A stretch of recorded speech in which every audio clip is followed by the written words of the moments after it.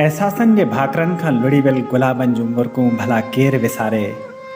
आफ़तनि जे आसिरे छॾियल हिन देशवासी जिन खां हेल फितरत पंहिंजा वजूद बि वठे वरिता, उहे यादनि जे रूमाल खे छंडे बि सघंदा।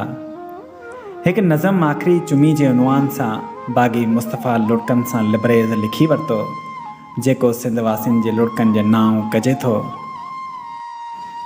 थकावटनि में थेड़ खाईंदड़ जिस्म जॾहिं शाम पंहिंजे घर वेंदो हूंदो त मासूम ख़्वाब जे चपनि मां उॾामदड़ हिकु मुस्कुराहट हुन जा पूरे ॾींहं जा थक लाहे छॾींदी हूंदी।